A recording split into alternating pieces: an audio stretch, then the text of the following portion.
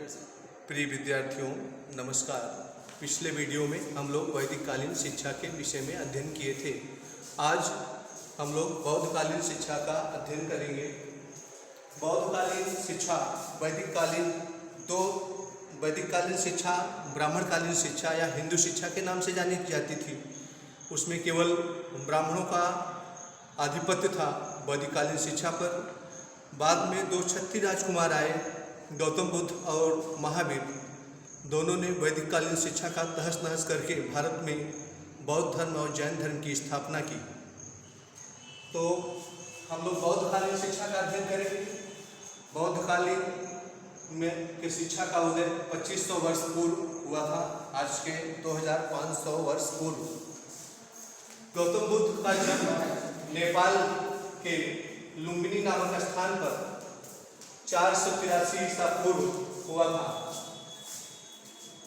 483 से 563 ईसा में उनकी मृत्यु हुई थी। 483 बीसी में उनका जन्म हुआ था। तो ये इक्ष्वाकुवंशी क्षत्रिय थे और इनके पिता का नाम शुद्धोधन, माता का नाम महामाया था। तो जब गौतम बुद्ध पैदा हुए तो उनके पिताजी ने ज्योतिषी बुलाया और उनका हाथ दिखलवाया। तो ज्योतिषी ने कहा या तो ये बहुत बड़ा राजा होगा या बहुत बड़ा सन्यासी होगा। तो उनके पिता शुद्धोधन बहुत चिंतित रहने लगे। गौतम बुद्ध की माता का नाम महामाया था, जिनका गौतम बुद्ध जब 7 वर्ष की अवस्था के थे तभी उनकी माता का निधन हो गया।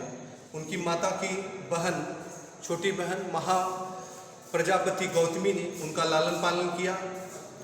गौतम बुद्ध का बचपन का नाम सिद्धार्थ था। सिद्धार्थ बचपन का नाम था सिद्धार्थ।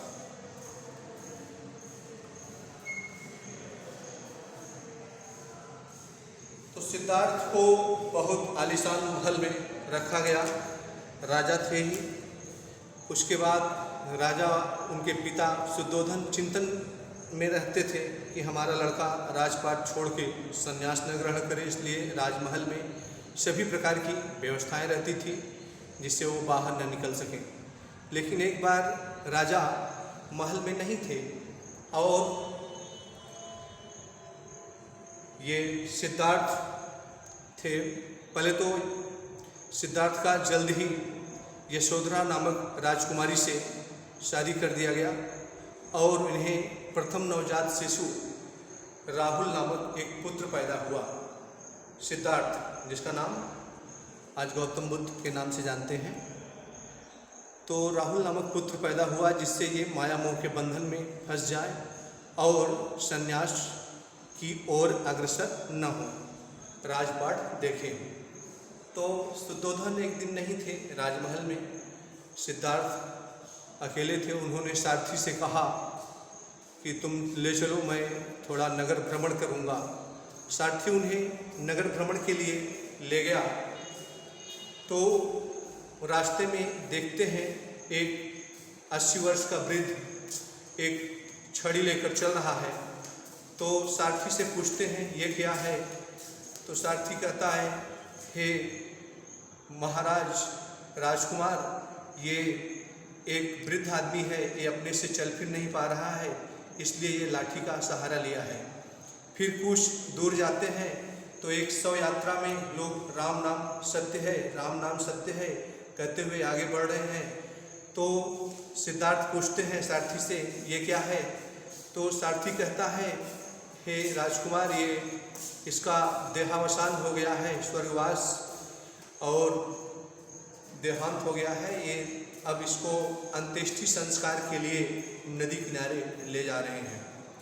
तो फिर इतना घूमने के बाद वो राजमहल में वापस आते हैं सारथी के साथ। तो सारथी से उनको ले आता है तो बहुत चिंतित रहते हैं कुछ दिन। तो फिर बाद में राजमहल में सुनसान लगने लगता है, सन्नाटा पसरा है। तो एक दिन उनके मन में रात्रि में एक विचार आया संन्यास के लिए। तो यशोधरा उनकी पत्नी का नाम था, सिद्धार्थ की पत्नी का नाम यशोधरा था। तो इनके राहुल जो था वो पुत्र था। तो सिद्धार्थ, जिसका नाम हम गौतम बुद्ध के नाम से जानते हैं, तो उसके पिता का नाम शुद्धोधन, माता का नाम महामाया, पत्नी का नाम यशोधरा, पुत्र का नाम राहुल। एक बार ये रात्रि में देखते हैं, मध्य रात्रि के आसपास, कि राहुल नामक उनका लड़का और यशोधरा नामक उनकी पत्नी दोनों आपस में मतलब आलिंगनबद्ध होकर सो रहे हैं। तो ये सांसारिक मायामोह से दूर होना चाहते थे। रात में एक बार देखते हैं उनका एक झलक, उसके बाद अकेले राजमहल से निकल पड़ते हैं। तो राजमहल से निकलने के बाद ये जंगलों, पहाड़ों, नदियों के किनारे घूमते हुए किसी घनघोर जंगल में तपस्या करते हैं। कुछ वर्षों के बाद इन्हें गया में पीपल के पेड़ के नीचे ज्ञान प्राप्त होता है। तो वही आज बोध गया के नाम से जाना जाता है, जहाँ ये इंटरनेशनल प्लेस हो गया है, नेशनल तो था ही, जहाँ बौद्धिस्ट आते हैं और अपने पूर्वजों का आह्वान करते हैं, गया करते हैं। तो फिर वर्षों की कठोर साधना के बाद बोध गया बिहार में स्थित है, बोधि वृक्ष के नीचे उन्हें ज्ञान की प्राप्ति हुई और वे सिद्धार्थ जो है गौतम बुद्ध के नाम से कहलाए। सिद्धार्थ जब राजमहल से निकले तो वर्षों की कठोर तपस्या के बाद गया में बोधि वृक्ष के नीचे उन्हें पीपल के पेड़ बोधि वृक्ष कहा जाता है, ज्ञान प्राप्ति हुई और वे सिद्धार्थ से गौतम बुद्ध, भगवान गौतम बुद्ध बन गए। तो ये था। तो इस काल में सभी वर्ण के लोगों को शिक्षा व्यवस्था दी जाती थी, ब्राह्मण, क्षत्रिय, वैश्य, शूद्र। वैदिक काल में ये था कि ब्राह्मण, क्षत्रिय, वैश्य को शिक्षा दी जाती थी और केवल ब्राह्मण ही गुरु बनता था। और बौद्ध काल में ब्राह्मण, क्षत्रिय, वैश्य, शूद्र सभी जाति के बालक, वर्ण के बालक पढ़ सकते थे और सभी वर्ण के लोग गुरु भी बन सकते थे। इसमें छुआछूत का अभाव था, ये सब नहीं था। तो बौद्धकालीन शिक्षा के उद्देश्य ये आप लोग समझ लिए, फिर उद्देश्य चालू करें। देखिए, बौद्धकालीन शिक्षा का उदय आज से 2500 वर्ष पहले हुआ था। अभी बताया ना कि 2 क्षत्रिय राजकुमार आए, गौतम बुद्ध और महावीर ने, दोनों ने वैदिक कालीन शिक्षा का तहस नहस करके भारत में बौद्ध धर्म और जैन धर्म की स्थापना किया। तो अब आप लोग देखिए बौद्धकालीन शिक्षा के उद्देश्य। पहला है नैतिक चरित्र का निर्माण करना, बालक के नैतिक आचरण, कर्तव्य पालन की भावना, सत्य बोलने, धर्म का आचरण करने, उसके अनुसार कार्य करने के लिए नैतिक चरित्र के निर्माण पर बल दिया गया है। अंग्रेजी में एक भी कहावत है कि health is gone, nothing is health, wealth is gone, nothing is gone, health is gone, something is gone, character is gone, everything is gone. तो करेक्टर, ये नैतिक चरित्र के निर्माण में, ये चरित्र के विषय में इंग्लिश में भी एक पोएट ने लिखा है जिसका इसमें आप एक्सप्लेन कर सकते हैं। तो आध्यात्मिक विकास पर अधिक जोर न देकर उन्होंने नैतिक आचरण, बालक के जो बालक होते थे उस समय उनको भिक्षु कहा जाता था और भिक्षु जो है मठों में शिक्षा प्राप्त करते थे, बौद्ध मठ होते थे। फिर कर्तव्य पालन, तो मुख्य उद्देश्यों को सत्य बोलने, जैसे सत्यवादी राजा हरिश्चंद्र का नाम आप लोगों ने सुना है, युधिष्ठिर का नाम, तो उस तरीके से सत्य बोला जाता था इस काल में। फिर बौद्ध धर्म का प्रसार करना, तो बौद्ध भिक्षुओं द्वारा, जैसे हमारे यहाँ से श्रीलंका, कंबोडिया, जावा, सुमात्रा, चीन, जापान आदि देशों में बौद्ध धर्म का प्रसार करने के लिए बौद्ध भिक्षु गए। तो अशोक, मौर्य सम्राट अशोक, ये बौद्ध धर्म को मानने वाले थे। ये भी संघमित्रा और खुद श्रीलंका बौद्ध धर्म का प्रचार करने के लिए गए। तो प्रारंभ में भिक्षुओं द्वारा बौद्ध धर्म का प्रचार किया गया। बौद्ध मठ के जो भिक्षु होता था, सीनियर, जिसको गुरु कहा जाता था, जिसको एक पक्का टाइप कहते थे, तो उसके द्वारा बौद्ध धर्म का पूरे देश में और विदेशों में भी प्रचार किया गया।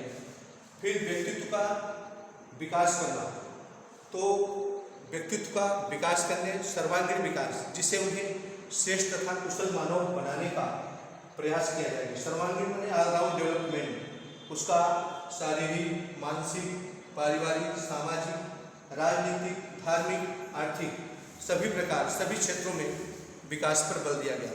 कोई भी शिक्षा शास्त्री या दार्शनिक बौद्ध भिक्षुओं द्वारा छात्रों का सर्वांगीण विकास करने पर बल दिया जाता था। सर्वांगीण विकास में शारीरिक, मानसिक, पारिवारिक, सामाजिक, राजनीतिक, धार्मिक, आर्थिक, जैसे शरीर ही किसी भी कार्य को करने का माध्यम होता है। शरीर माध्यम, खल धर्म साधन, स्वस्थ शरीर में स्वस्थ मस्तिष्क का निर्माण ही शिक्षा है, ये अरस्तु ने कहा है। तो यहाँ पर इसका फॉलो करना है। सर्वांगीण विकास, ऑल राउंड डेवलपमेंट, सभी क्षेत्रों का विकास, तो ऐसी शिक्षा दी जाती थी बौद्ध काल में, जिससे बालक का सभी क्षेत्रों में विकास हो सके। नेक्स्ट आप देखिए, चौथा, जीवन के लिए तैयार करना। तो बालकों को इस प्रकार की शिक्षा दी जाती थी जिससे वे अपने जीविकोपार्जन के लिए खुद अपनी जीविका कमा सकें। जीवन के लिए तैयार करना, जीवनोपयोगी प्रशिक्षित किया जाता था, जिससे परिवारजनों का जो भरण पोषण उसका भी खर्च निकाल सकें और परिवारजनों का भरण पोषण कर सकें। फिर अगला है अष्टांगिक मार्ग का अनुसरण करना। अष्टांगिक मार्ग में बौद्ध धर्म के अनुसार दुख से मुक्ति पाना ही मानव जीवन का लक्ष्य है। ये जो माया है, ये दुख का कारण है, तो दुख से मुक्ति पाना ही मानव जीवन का लक्ष्य है। तो दुख से मुक्ति पाने के लिए अष्टांगिक मार्ग का अनुसरण करना आवश्यक है। अष्टांगिक मार्ग में आता है सम्यक संकल्प, सम्यक दृष्टि, सभी जो पॉइंट लिखे हैं उसके पहले सम्यक रहेगा। तो सम्यक दृष्टि, सम्यक वाक, सम्यक कर्म, सम्यक आजीविका, सम्यक व्यायाम, सम्यक स्मृति, सम्यक समाधि। तो ये अष्टांगिक है, 1 2 3 4 5 6 7 8। तो अष्टांगिक मार्ग को अपनाने का अनुसरण करने पर बौद्ध काल में बल दिया गया। ये था आपका बौद्धकालीन शिक्षा का उद्देश्य। अब हम आगे बौद्धकालीन शिक्षा की विशेषताओं को पढ़ेंगे।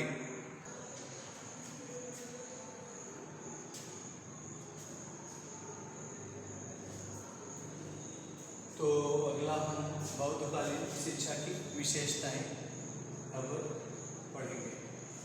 इसमें पहली विशेषताएं हैं प्रवज्या संस्कार।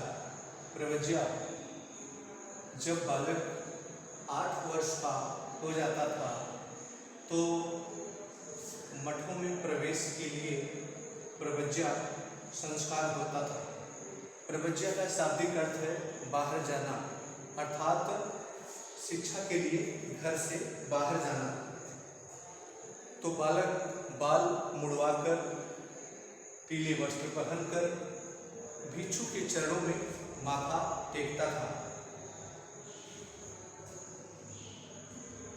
बाल मुड़वाता था, पीले वस्त्र पहनता था और भिक्षु के चरणों में माथा टेकता था और शरण त्रयी लेता था।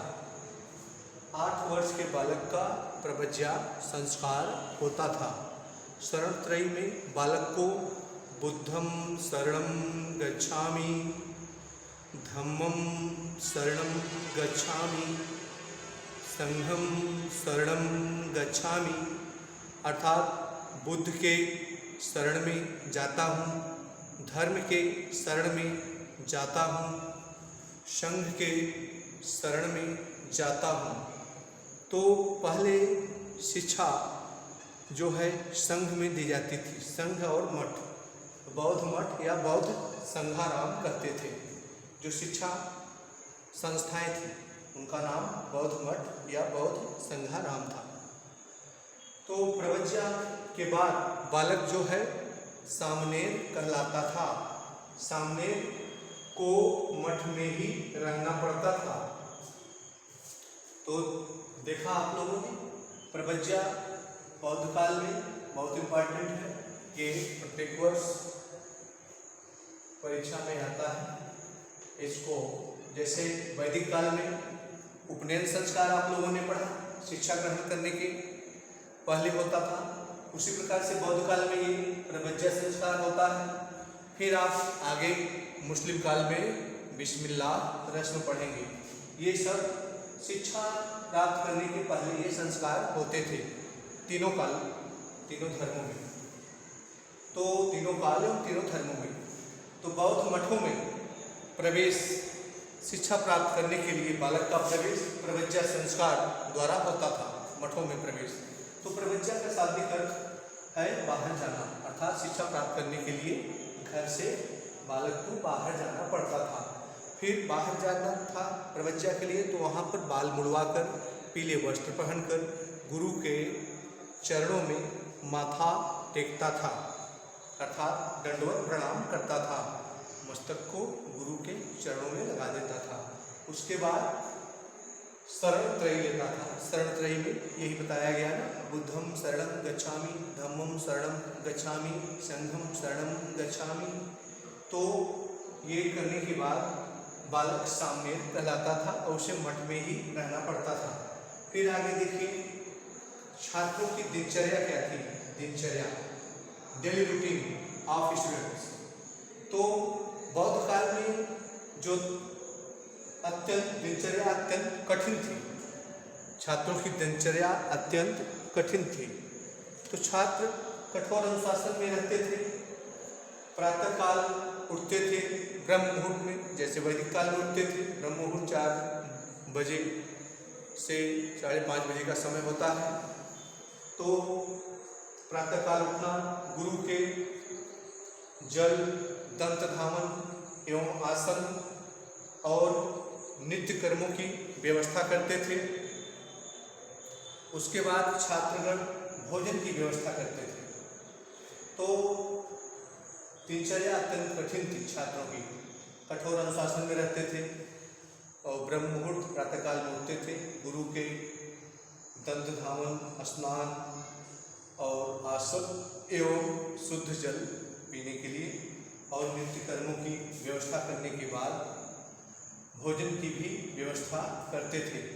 उस समय भी भोजन के लिए भिक्षाटन करना पड़ता था, अर्थात एक भिक्षा पात्र लेकर घर घर जाकर मौन रूप से भिक्षा लेना पड़ता था। कुछ बोलना नहीं पड़ता था, जो कुछ मिल जाता था उसको लेकर मठ या संघ में भिक्षु आ जाता था। मांगता नहीं था, जिसके यहाँ गया जो कुछ दे दिया वो लेकर आता था। तो सामनेर, प्रवज्ञा के बाद बालक सामनेर कहलाता था। सामनेर को 10 शिक्षा पद, अर्थात इसे 10 आदेश या 10 शिक्षा प्रदान, शिक्षा या शिक्षा दोनों कहते हैं। यहाँ पर शिक्षा भी लिखा रहता है किसी की किताब में, शिक्षा मीन्स शिक्षा होता है। तो 10 शिक्षा प्रदान के आदेशों का पालन करना पड़ता था। पहला था चोरी मत करना, चोरी मत करना, ये आदेश था सामने को। दूसरा था जीव हत्या अर्थात जीवों की हत्या मत करना, अहिंसा परमो धर्म है, यहाँ पर एक लक्ष्य है। जीव हत्या अर्थात अहिंसा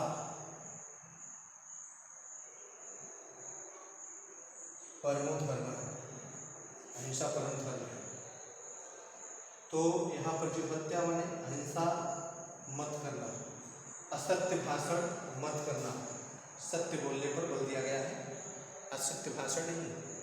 अशुद्ध आचरण मत करना अर्थात किसके साथ कैसा व्यवहार करना चाहिए, छोटों के साथ कैसा, बड़ों के साथ कैसा, माता पिता के साथ कैसा, गुरु के साथ कैसा। तो आचरण व्यवहार करने के लिए मित्र मंडली के साथ कैसा करना चाहिए, कहाँ पर, किस समाज में किससे, तो उसके लिए बताया गया है अशुद्ध आचरण मत करना, इसके साथ कैसा व्यवहार करना चाहिए उसको अपनाना। फिर पांचवा है वर्जित समय पर आहार मत करना, अर्थात जैसे आजकल सुबह मान लीजिए 9-10 बजे से रात्रि 9-10 बजे तक भोजन करने का सुबह दोपहर शाम वहाँ पर नियम था, आज भी यही है। जैसे सुबह हो गया, सुबह का भोजन, फिर लंच, फिर रात्रि का भोजन। सुबह का भोजन 9-10 बजे से शुरू होता है, उसके बाद रात्रि को 9-10 बजे तक आप कर सकते हैं। इसके बाद आज भी 10 बजे के बाद आज भी भोजन करना वर्जित है, तो उस समय भी वर्जित था। सामने को वर्जित समय पर आहार मत करना। फिर मादक वस्तुओं का प्रयोग मत करना, अर्थात नशीली वस्तुओं का, अर्थात नशीली वस्तुओं जैसे मदिरा है, अफीम है, गांजा है, भांग है, चरस, ये सब वस्तुएं हैं, इनका प्रयोग वर्जित था। आठवां है बिना दिए हुए किसी वस्तु का ग्रहण मत करना, अर्थात कोई भी वस्तु हो तो बिना दिए हुए उसको स्वीकार नहीं करना चाहिए। अगर किसी का उसका मालिकाना हक है तो उसको अगर वो देता है तभी उसे स्वीकार करें, न कि अपने से ले। फिर नौवां है बहुमूल्य वस्तुओं का दान मत लेना, तो बहुमूल्य वस्तुओं अर्थात सोना, चांदी, हीरे, मोती, जवाहरात, इन वस्तुओं का दान लेना वर्जित था। बहुमूल्य वस्तुओं में सोना, चांदी, हीरे, मोती, जवाहरात ये वस्तुएं आती हैं, इन वस्तुओं का दान लेना वर्जित था। फिर नृत्य संगीत तमाशे आदि के पास मत जाना, अर्थात नृत्य संगीत एवं तमाशा जहाँ हो रहा है उसके देखने और उसके पास जाने का प्रयास भी मत करना, ये सामनेर के लिए आदेश था। प्रवज्ञा के बाद बालक शरण लेता था, उसके बाद सामनेर का लाता था, उसके बाद उसे कठोर अनुशासन और कठोर दिनचर्या में जीवन यापन करना पड़ता था। गुरु के सभी आदेशों एवं उनके दिनचर्या का भी व्यवस्था करना पड़ता था। उसके बाद उसे 10 शिक्षा पद थे, चोरी मत करना, जीव हत्या मत करना, असत्य भाषण मत करना, ये सब बालकों के लिए आदेश था, जिसका वो बड़े ही तन्मयता के साथ पालन करते थे। ये बौद्धकालीन शिक्षा का प्रवज्ञा संस्कार बहुत ही इम्पोर्टेंट है, और ये जो 10 शिक्षा प्रदान है ये भी बहुत ही इम्पोर्टेंट है दिनचर्या में, ये 10 याद होना चाहिए। नेक्स्ट हम पहले तो अगला हम विशेषता शिक्षा संस्थाएं कहाँ स्थित होती थी बौद्ध काल में? पर्वतों, कंदराओं और घने जंगलों के निर्जन स्थानों पर शिक्षा संस्थाएं स्थित होती थी। तो बौद्ध काल में शिक्षा की व्यवस्था गुरुओं का व्यक्तिगत उद्यम न होकर संस्थागत हो गया था। पहले था वैदिक काल में गुरुकुल एवं आश्रम में शिक्षा दी जाती थी, जो उनकी व्यक्तिगत उद्यम के रूप में, उद्योग के रूप में शिक्षित थी, लेकिन बौद्ध काल में संस्थागत रेगुलर हो गई थी। इसमें क्या क्या थे? बौद्ध संघ, जहाँ शिक्षा दी जाती थी उसे बौद्ध मठ, बौद्ध संघ, बौद्ध मठ, बौद्ध विहार या बौद्ध संघाराम, सभी के पहले बौद्ध लगा रखेगा। बौद्ध विहार या बौद्ध संघाराम में शिक्षा दी जाती थी। तो ये कहाँ स्थित होते थे? घने नगरों के कोलाहल से दूर घने जंगलों में, पर्वत की कंदराओं अथवा घने जंगलों के बीच निर्जन स्थानों पर बौद्ध मठ, बौद्ध संघ, बौद्ध विहार या बौद्ध संघाराम, जो बौद्ध काल की शिक्षा संस्थाएं थी, स्थित होती थी। तो गुरु और शिष्य एक ही प्रांगण में रहते थे। बौद्ध मठ राजमहलों की तरह विशाल और सुंदर एवं प्राकृतिक वातावरण में स्थित होते थे और सुविधायुक्त होते थे। छात्रगण बौद्ध मठ में 12 वर्ष तक रहकर विद्याध्ययन करते थे। जैसे वैदिक काल में ये भी था कि 12 वर्ष तक एक वेद का अध्ययन करने वाले को स्नातक कहा जाता था, तो बौद्ध काल में 12 वर्ष तक ही विद्या अध्ययन करते थे। इस काल में विश्वविद्यालय भी विकसित हुए, जैसे तक्षशिला विश्वविद्यालय जो आज पाकिस्तान में स्थित है। पाकिस्तान से 40 पाकिस्तान में रावलपिंडी स्थान है, रावलपिंडी से 40 मील दूर स्थित है, जहाँ पर आचार्य चाणक्य, कौटिल्य आदि ऋषियों ने शिक्षा ग्रहण की थी और ये सैन्य विश्वविद्यालय के भी नाम से प्रसिद्ध था। नालंदा विश्वविद्यालय जो बिहार में स्थित है, पटना से 50 मील दूर, जहाँ पर विभिन्न देशों के चीन, जावा, कंबोडिया, सुमात्रा के विद्यार्थी बौद्ध भिक्षु बन के शिक्षा ग्रहण करते थे। उसके बाद वल्लभी विश्वविद्यालय है गुजरात में, जहाँ पर बौद्धकालीन शिक्षा का एक विश्वविद्यालय था। उसके बाद विक्रमशिला, उज्जैन, नदिया है, पश्चिमी बंगाल, मिथिला है, बोधगया, ये सब बौद्धकालीन शिक्षा संस्थाएं। उसके बाद विश्वविद्यालयों का स्वरूप विकसित हुआ हर राज्यों में।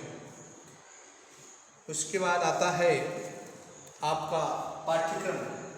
पाठ्यक्रम बौद्ध काल में 2 भागों में विभक्त था, प्रारंभिक शिक्षा तथा उच्च शिक्षा।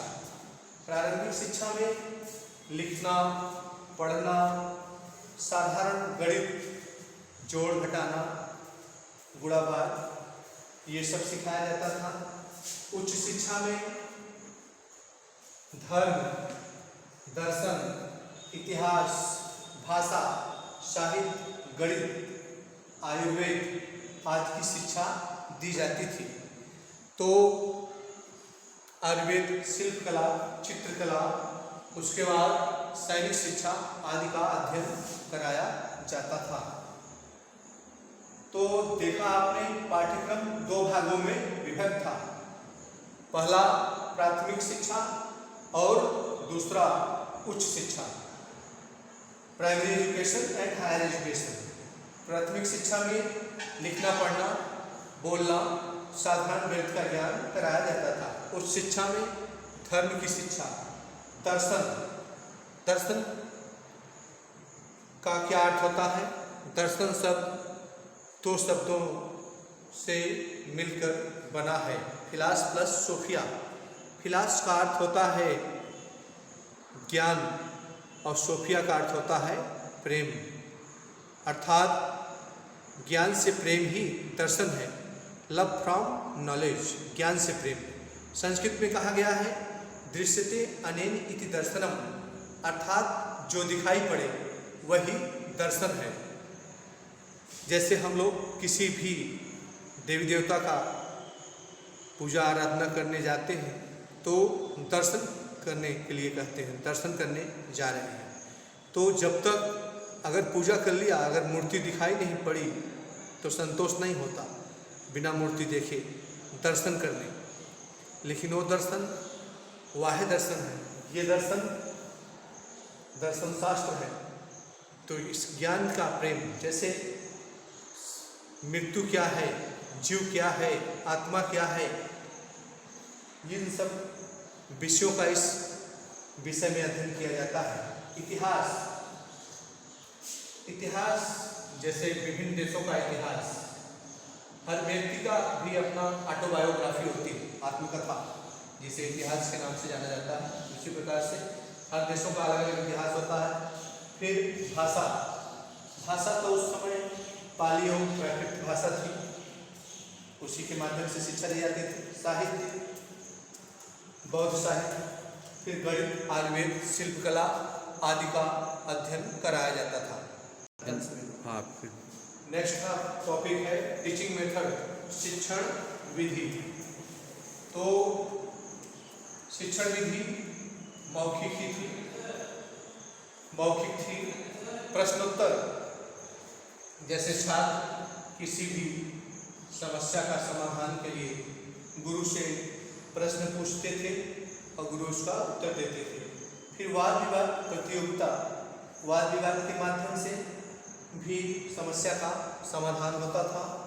फिर देशाटन अर्थात भ्रमण, जैसे बौद्ध भिक्षु देशाटन द्वारा भी शिक्षा प्राप्त करते थे। आज भी हम लोग देखते हैं कभी कभी सड़कों पर बौद्ध भिक्षु जाते रहते हैं, सब अपना सामान लिए हुए एक देश से दूसरे देश। अभी कुछ दिन पहले हमने थाईलैंड के बौद्ध भिक्षुओं को देखा, वो कौशाम्बी जा रहे थे, मार्च में मैंने देखा था, इसी कॉलेज के सामने ही रोड पर। तो सैद्धांतिक विषयों का शिक्षा, व्याख्या, चर्चा विधि, सैद्धांतिक जो थ्योरी वाले विषय हैं उनका लेक्चर्स मेथड, उसके बाद उसको एक्सप्लेन किया जाता था, व्याख्या, फिर उस पर चर्चा करके ये 3 विधियों द्वारा सैद्धांतिक विषयों की शिक्षा दी जाती थी। उसके बाद कुछ और भी विषय थे, जैसे शिल्पकला, चिकित्सा शास्त्र, उसके बाद सैनिक शिक्षा, व्यावहारिक शिक्षा। इनके शिक्षण कार्य के लिए व्यावहारिक व्याख्या विधि व प्रयोगात्मक विधि दोनों का प्रयोग किया जाता था। जैसे शिल्पकला और चिकित्सा शास्त्र, मेडिकल साइंस जिसे आज कहा जाता है, तो इसमें व्याख्या विधि और प्रयोग प्रैक्टिकल, क्योंकि विज्ञान प्रयोग पर आधारित होता है। अभी आप किसी भी एलोपैथ अंग्रेजी डॉक्टर के पास जाएंगे तो फर्स्ट एक्सपेरिमेंट प्रयोग लिखता है, टेस्ट लिखता है, उसके बाद टेस्ट करा के आए, उसके बाद मेडिसिन देता है। उसी प्रकार से ये शिल्पकला,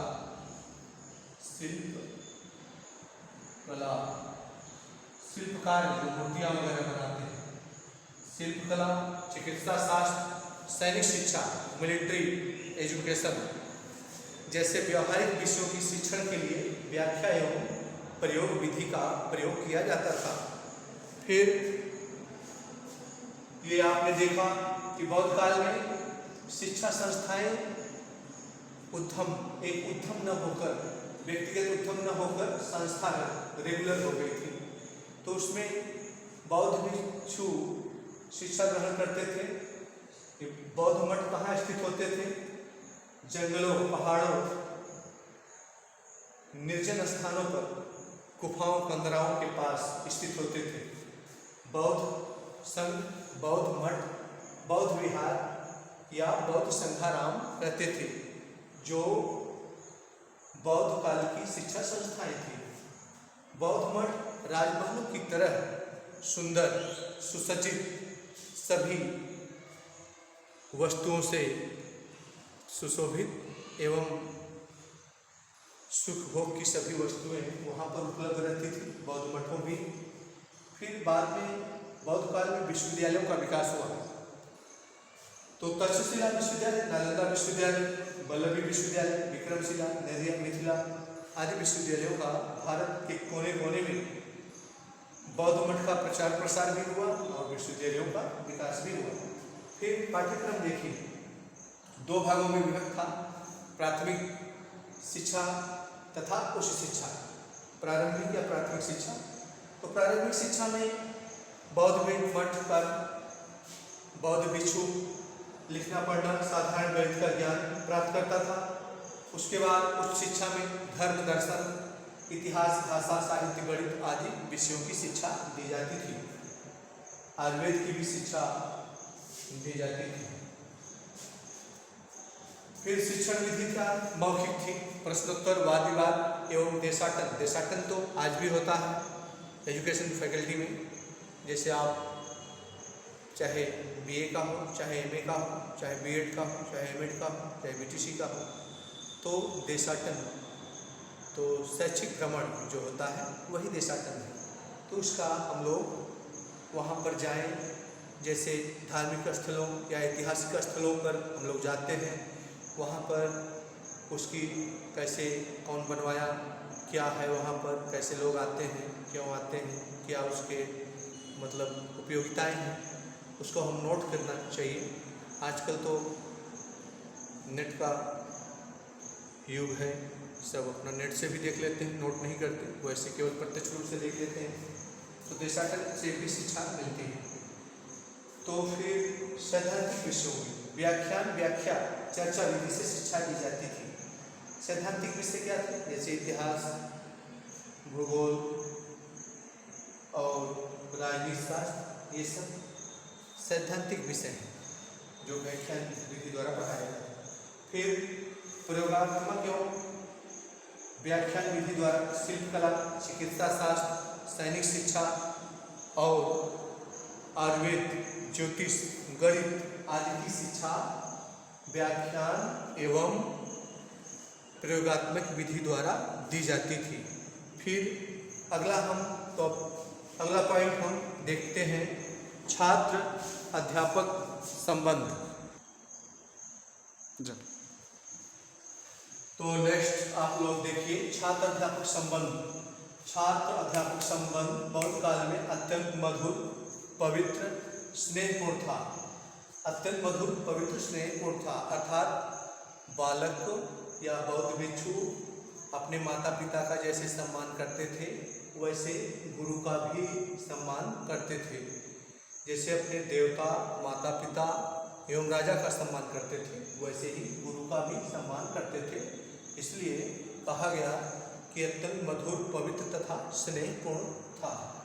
फिर अगली है दंड व्यवस्था। दंड व्यवस्था, छात्रों को बौद्ध मठ में गलत किसी नियमों का उल्लंघन करने पर उन्हें बौद्ध मठ से निष्कासित कर दिया जाता था। जैसे आज विद्यालयों में, बौद्ध मठों विद्यालयों में, जैसे आज विद्यालयों में कोई भी अनुशासनहीनता करता है तो उसे विद्यालय या कॉलेज निष्कासित कर देता है। उसी प्रकार से बौद्ध मठों में भी निष्कासन की प्रक्रिया थी। फिर नैतिकता का विकास करने के लिए 10 शिक्षा पदों को ग्रहण करना आवश्यक था। 10 शिक्षा पद अभी आप लोगों को बताए थे जो प्रवज्ञा संस्कार में होता था। तो 10 शिक्षा पद थे। छात्रों की दिनचर्या,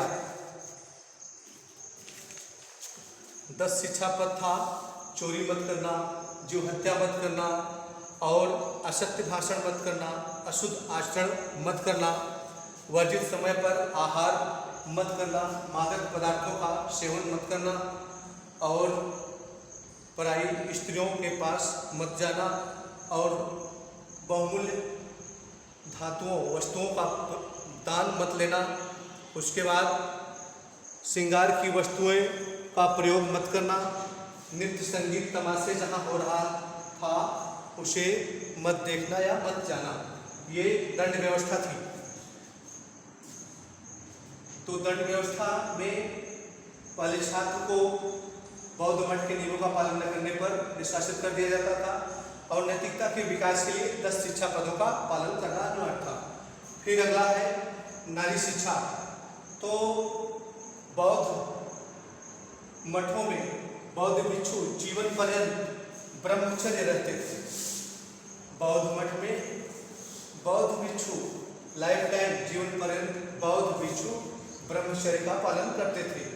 प्रारंभिक वर्षों में नारी शिक्षा उपेक्षित रही, लेकिन बाद में महात्मा बुद्ध ने नारी शिक्षा की बौद्ध मठों में प्रवेश की अनुमति दे दी। तो बौद्ध मठों में भिक्षुणी भी विद्या अध्ययन करने के लिए अलग भवन में रहती थी, पवित्र जीवन व्यतीत करती थी। इस काल में स्त्री शिक्षा केवल उच्च वर्ग या राजघराने की स्त्रियां ही शिक्षित हो पाती थी। तो नारी शिक्षा भी प्रारंभिक वर्षों में उपेक्षित रही, लेकिन बाद में महात्मा बुद्ध ने बौद्ध मठों में स्त्रियों को भी भिक्षुणी के रूप में प्रवेश की अनुमति दे दी। तो भिक्षुणी के रूप में प्रवेश की अनुमति देने पर स्त्रियां भिक्षुणी बनकर बौद्ध मठों में पवित्र जीवन यापन करते हुए शिक्षा ग्रहण करती थी। उसके बाद इस काल में केवल राजघराने या उच्च वर्ग की स्त्रियां ही शिक्षित हो पाती थी। अगला है मोस्ट इम्पॉर्टेंट उपसंपदा संस्कार।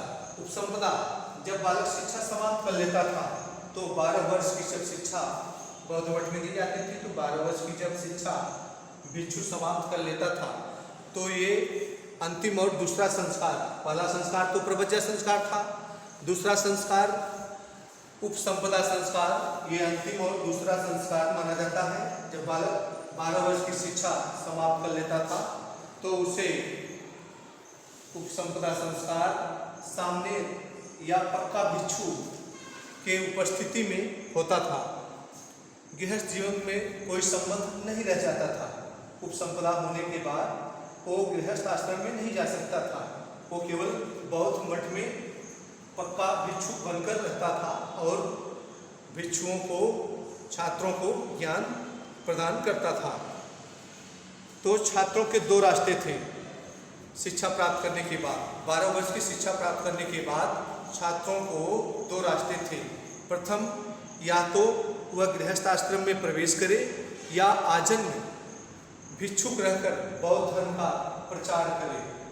तो 12 वर्ष की शिक्षा के बाद या तो बौद्ध भिक्षु प्रथम या तो गृहस्थ आश्रम में जाए या तो आजन्म बौद्ध भिक्षुक रहकर भारत के कोने कोने में बौद्ध धर्म का प्रचार करे। तो अगला हम देखते हैं।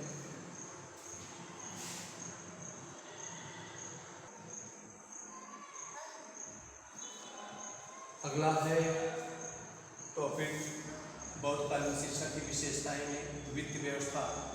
तो बौद्धकालीन शिक्षा व्यवस्था निःशुल्क थी, तो उसकी वित्त व्यवस्था, उसका खर्च कैसे चलता था उसके विषय में बताया जाएगा। तो इसमें शिक्षा के लिए आय के साधन क्या थे, तो बौद्ध मठों की कैसे संचालन होता था व्यवस्था, तो उसकी आय के साधन था राजस्व। राजस्व जो कर होता है, धर्मस्व, धर्म में दान आता है, फिर एक दान वैसे धर्म, विद्यापीठों को चलाने के लिए, फिर समाज द्वारा सहायता और भिक्षा था शुल्क इत्यादि बौद्ध विद्यापीठों की आय के प्रमुख साधन थे। छात्रों के भोजन, वस्त्र, आवास व चिकित्सा, छात्रों के भोजन, वस्त्र, आवास व चिकित्सा, विद्यार्थियों के वेतन, उपकरणों व भवनों पर खर्च होता था। तो ये जो आता था दान समाज द्वारा और राजस्व धर्मस्व और समाज द्वारा जो दान प्राप्त होता था, तो ये विद्यापीठों के आय के साधन थे और ये छात्रों के भोजन, वस्त्र तथा आवास एवं अध्यापकों के वेतन तथा उपकरणों पर खर्च होता था। अब अगले क्लास में हम लोग पढ़ेंगे। आज की कक्षा यही समाप्त होती है।